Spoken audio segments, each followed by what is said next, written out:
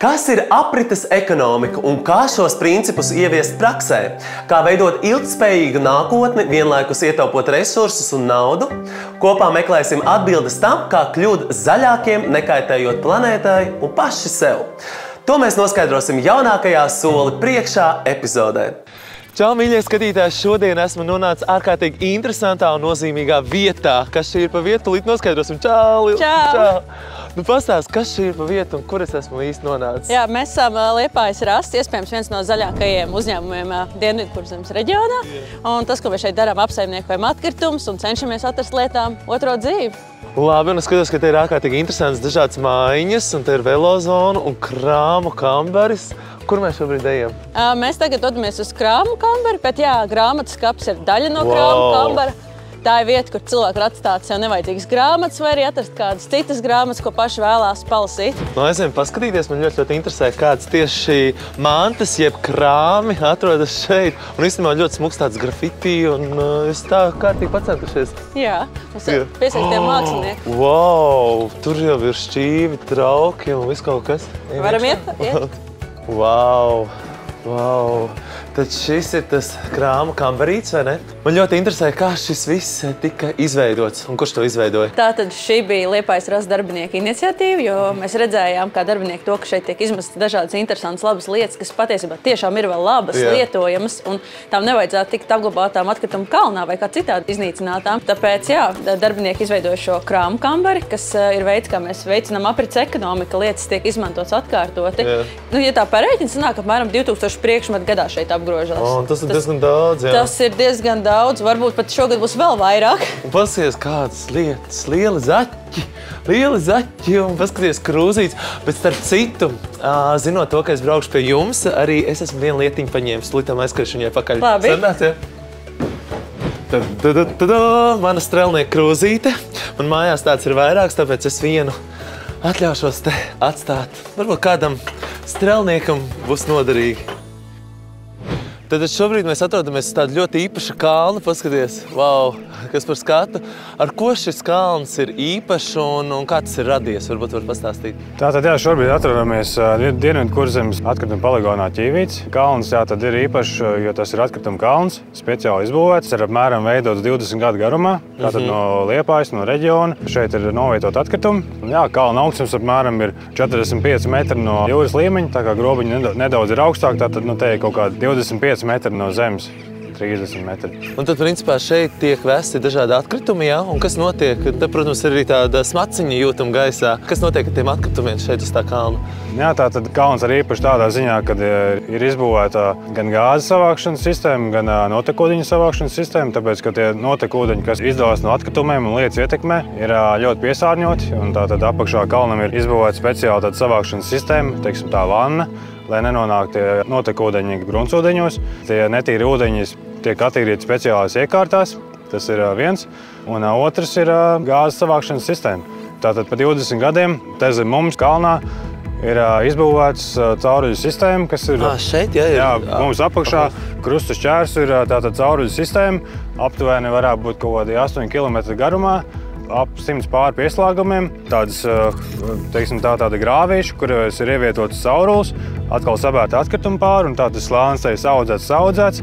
Un atkritumiem sadaloties, bez skābekļa vidē rodās siltumnīcas efekta izraisoša gāze metāns. Nav pieļaujams, ka šo gāzi mēs varam brīvi vienkārši palaist atmosfērā, tāpēc ir tā gāzes savākšanas sistēma, jo, ja nebūtu tā sistēma, tad mēs tur nevarētu pelpot. Te viss smirdētu un gāzi iet un uguns bīstamība. Vispārējais, tas ir tādā ziņā arī labs resurs, ja tā ir degoša gāze, mēs ar viņu pēc tam varam izmantot liederīgi. Un ir kaut kāds derīguma termiņš šim te kalnam? Tu minēji to, ka ir 20 gadi, jā? Nu, jā, šobrīd viņš ir 20 gadus apmēram veidots. Viņam paredzēts ir vēl kaut kādu gadu uz priekšu, principā tehnoloģiskā ziņā, lai varētu uzbraukt un tos atkritumus novietot. Jā, un tad jūs veidojat kaut kādu jaunu kalnu kaut kur citur, vai ne? Kad beidzās tā atkrituma novietošanas, kalns speciāli tiek rekultivēts, nosakt ar speciāliem pārklājumiem.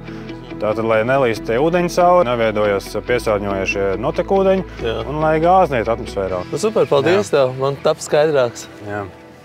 Par dažādām šķirošanas iespējām šodien mums pastāstīs Aija. Čau, Aija! Čau! Es jau skatos, te ir daudz dažādu konteineru, daudz ko iekšā. Varbūt tu vairāk var un sīkāk pastāstīt, ko tad te var šķirot? Jā, šeit Liepājas rases teritorijā ir izveidots šķiroto atkritumu savākšanas laukums, kuri iedzīvotājiem ir iespēja bez maksas atvest šeit un nodot dažādus atkritumus. Pieņemsim, šeit ir logu stikls, var atvest, nodot dažādas stikla pudeles, krāsainas, bezkrāsainas, stikla iepakojums, arī plasmas iepakojums. Un tāpēc, lai nerastos plasmas iepakojums, iesaku lietot daudzreiz lietojamu materiālu. Šitāds man ir mājās, un es īstenībā arī viņu lietoju, un es redzu, ka tas tiešām ir ārkārtīgi praktiski, ka nav visu laiku tās plasmas pudeles, bet tev ir viena tāda metāla un ļoti ērti, jā. Tāpat iedzīvotāji var nodot dažādu sadzīvē radušos bīstamos atkritumus, nolietoto elektroniku. Tālāk mums ir arī tekstila konteineri, un iedzīvotāji ļoti aktīvi var izmantot šo iespēju un ved šeit atkritumus. Piemēram, 2022. gadā iedzīvotāji šeit kopumā ir atveduši nepilns 1200 tonnas dažādu atkritumu. Un, ja salīdzina 21. gadu, tad 22. gadā iedzīvotāji ir atveduši par 41% jau vairāk. Tas ir labs rādītājs, ļoti labi un iespaidīgi skaitļi. Šodien gan bija ārkārtīgi interesanta, forša un piepildīta diena, uzzināt daudz ko jaunu, pat tik pie dāvans no krāmu kambara. Bet, mīļais skatītāji, aicinu tevi padomāt divreiz pirms tu pērc un aicinu šķirot atkritumus. Domā zaļi, dari zaļi.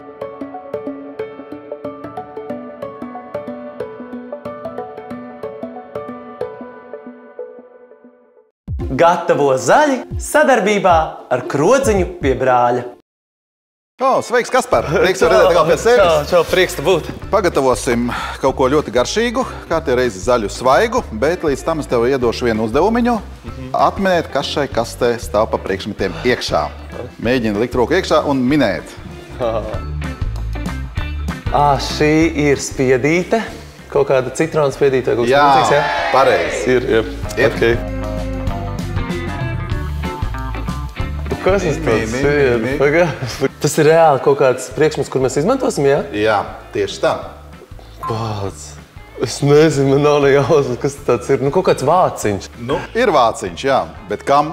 Tas ir kaut kādam tam, kur bzzz. Tieši tā, tas ir vāciņš, kur mēs izmantosim smūdī pagatavošanu. Blenderim? Jā. Tā, skatāmies, kas tas ir. Tā ir tā kokteļs, ko tā kā jauc. Jā, kokteļa karote. Tieši tā. Tad kas ir tā lietiņa, ko mēs šodien pagatavosim? Tā, doto brīdi mums šeit ir dažādi dārzeņi, augļi, spinātu lapiņas, avokado. No šiem visiem produktiem mēs gatavosim veselīgu smūtiju. Ok, smūtijas. Un es skatos, ka te jau kaut kas ir iekšā. Jā, kas ir tas? Tur ir sagatavs šķīdinātājs, kur jau ir izspiest iepriekš apelsīnu, citronu suliņa, ja, kas viss ir salikts kopā. Gan arī ābolu suliņu mazliet, tas būs kā šķaidinātājs šiem visiem produktiem, kas šeit ir. Sāksim, laikam, pamaz drusciem kaut ko likt iekšā. Okay. Iemetīsim iekšā spinātu lapiņas.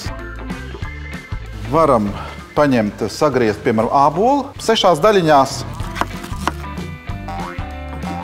Es sagriezīšu gurķīti, kuru mēs arī saliksim. Iekšā jau gurķis dos to visu to svaigumu tam pasākumam. Tad iesaku paņemt avokado. Tad var paņemt mierīgi burkāniņu vienu. Vēl paņemt 3 selerijas, sagriez, arī ieliec iekšā lūdzu.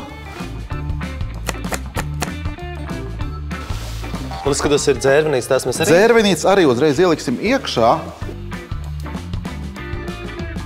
Domāju, ka mēs vēl piespiedīsim citroniņu klāt. Vai gribi arī pamēģināt tu izspiest? Jā, es gribu pamēģināt. Un ielējam iekšā. Tad liekam virsū un slēdz iekšā. Un cik ilgi man šis te ir jāsamaļ? Mēs maļam tik ilgi, kamēr parādās viendabīga masiņa, ja? Un ka redzi vairs veselas ogas tur pa iekšu neskraida, veseli gurķi neskraida, tad mēs vienkārši beidzam blendēt un salējam pa glāzēm. Principā izskatās, ka viss ir kārtībā. Tieši tā.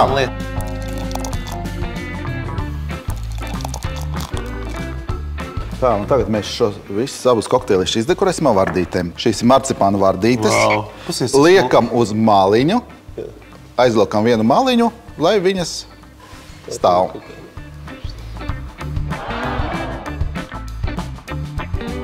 Un es skatos, ka mums ir dzērvenītes, varbūt tās mēs varam iebērt iekšā. Jā, ieberam. Tāds pārsteigums.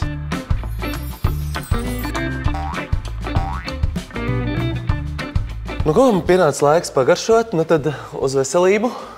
Arī skatītāji, lai jums veselība. Un lai mums labi garšo. Jā. Perfekt. Ļoti labi.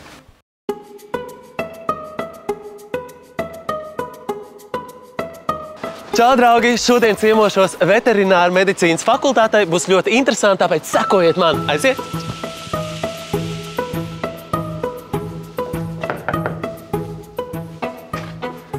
Sveiki! Kaspars! Prieks iepazīties! Līga! Prieks iepazīties! Nu tad es uzreiz ķeršos klāt pie lietas. Man ļoti interesē. Tātad aitas un biškrēsliņas. Kas šīm te abām lietām ir kopīgs un kas tas vispār ir par projektu? Droši vien, ka pirmā lieta, kas ir kopīga, ka viņi ap divi aug Latvijas pļavās. Projekts ir faktiski par Latvijas tradicionāliem augiem. No tiem viens ir biškrēsliņš, kas ir arī nezāle faktiski.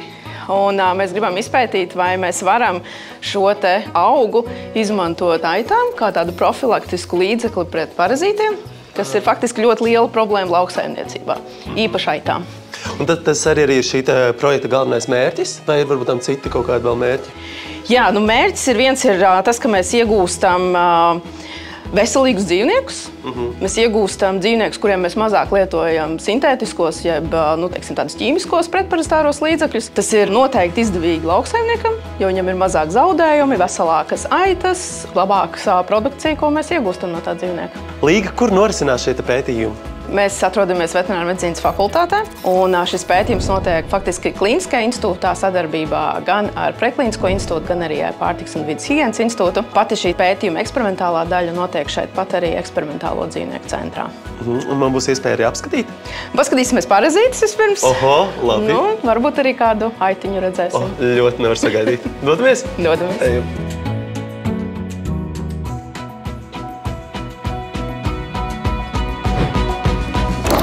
Tadā! Esmu gatavs! Sveiki! Sveiki! Ārprāts, kas ir tās? Nu, tie ir arī tie mūsu parazīti, ar kuriem mēs mēģinam cīnīties. Tie parazīti, kurus mēs varam atrast aitām, gremošanas kanālā, un kas faktiski arī visu to postu dara. Neļauj aitām kārtīgi attīstīties, augt, būt veselām, rada dažādas gremošanas kanāla problēmas, un galvenais, ka nepieņemās svarā un var arī aiziet bojā. Bet kā aitas uzņem šos te parazītus? Kā tas notiek? Pļavās, ganībās, kur viņas ganās, ja šīs ganības ir invadētas, ja faktiski tad tur atrodas šie te parazīti, tad ēdot zāli, šīs te aitas arī uzņem šos parazītus. Un kādi ir tie galvenie iemesli, kāpēc no tiem parazītiem vajadzētu atbrīvoties? Nu, viens ir tas, ka ja šie parazīti savērojās ļoti daudz, tas būtiski ietekmē aitas veselības stāvokli. Viņi, protams, jūtās slikti. Viņai samazinās svars, var parādīties dažādas klīniskās pazīmes, kas saistītas gan ar gremošanas sistēmu, gan vispār vājumu. Un ir gadījumi, kad aitas arī iet bojā. Ārprāts. Un tad sanāk no tiem mazajiem parazītiņiem, viņi taču arī kļūst bišķiņi lielāki, vai ne, laiku? Jā. Tas, ko arī mēs pētam, mēs skatāmies šo ārstniecisko augu ietekmi uz dažādām stadijām, gan uz olām, gan faktiski vēl uz 3 dažādām stadijām, kas šis parazīts iziet cauri šo dzīves ciklu. Un šeit var redzēt arī lielākus kolēģis. Ak, Dievs, tie ir tādi... Kas šitie tādi kāpriņi kaut kādi? Šie jau var teikt dārbi. Man ir jautājums, kāpēc ir svarīgi izmantot tieši augus no dabas, lai mēs tos parazītus kaut kādā veidā iznīcinātu? Tas, ko mēs šobrīd darām, mums ir pieejami ķīmiskie pretparasitārie līdzekļi, bet varbūt tās ir dzirdēts, ka biežāk runā par baktēriju pierašanu pie antibiotikām. Tad ļoti līdzīgi tas arī notiek ar parazītiem. Arī parazīti kļūst rezistenti pret pretparasitāriem līdzekļiem. Otra lieta ir tas, ka pretparasitārie līdzekļi, protams, tas ir sadārdzinājums. Iespējams, ir jāatkārto šis ārstēšanas kurs.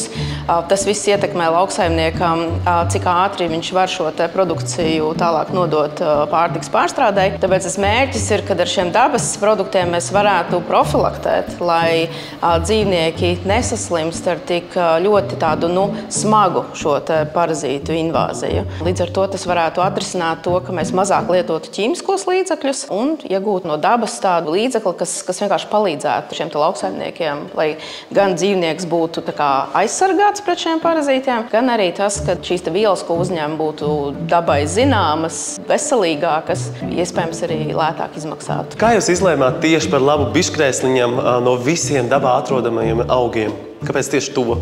Mēs no sākuma nedaudz iepazināmies, ko par šo lietu saka folklora, ko saka ārstniecisko augu grāmatās. Tur ik pa laikam var atrast, kur kādreiz senos laikos cilvēki ir lietojuši kādus augus pret parazītiem. Izvēlējāmies vairākus faktiski augus, un tad laboratorijas apstākļos uz šiem parazītiem mēģinājām, kurus mēs varam pierādīt, ka viņam ir kaut kāds efekts.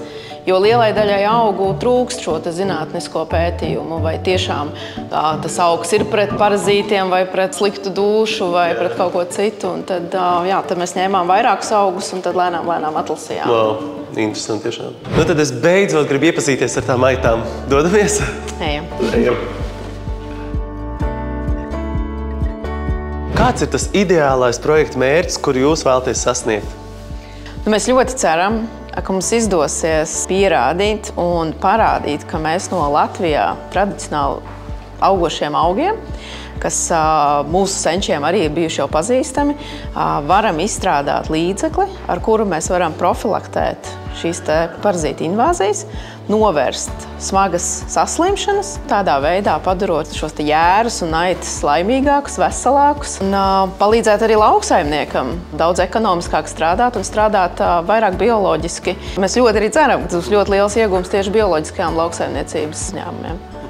Atliek tikai novēlēt, lai jums izdodas, es turēšu īkšķus, lai tik tiešām viss sanāk par veselām, laimīgām un enerģijas pilnām aitiņām. Mē! Finanšu eksperts sadarbībā ar Luminor banku.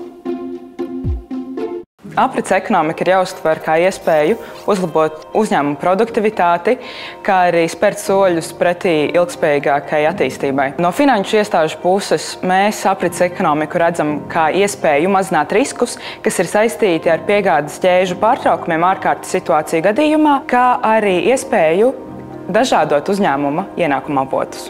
Ik viens uzņēmums var atrast veidus, kā spērt pirmos soļus pretī aprits ekonomikas principu ieviešanai uzņēmumā. Kā viens no piemēriem varētu būt ūdens resursu atkārtota izlietošana. Piemēram, ūdens, kas tiek iegūsts no ziļurbuma, sākotnēji tiek izmantots kā augstumnesējs cēsēšanas procesos, pēc tam tieši šis pats ūdens tiek izmantots pārtikas ražošanā vai arī dzīvnieku dzirdīšanai lauksaimniecībā.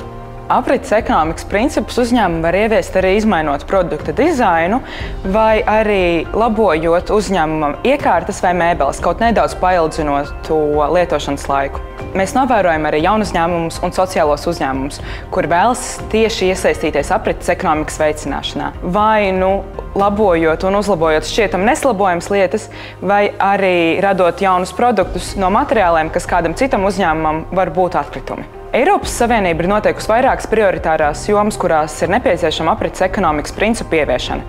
Šīs nozares ir plastmasas, tekstila izstrādājuma un iepakojuma aprite, elektronika, informācijas un komunikāciju tehnoloģijas, akumulatori, transporta līdzekļi, pārtikas aprite, kā arī aprits ekonomika būvniecībā un ēkās. Kopumā aprits ekonomikas koncepts ir ļoti svarīgs sabiedrības ilgspējīgai un ekonomiskai izaugsmai.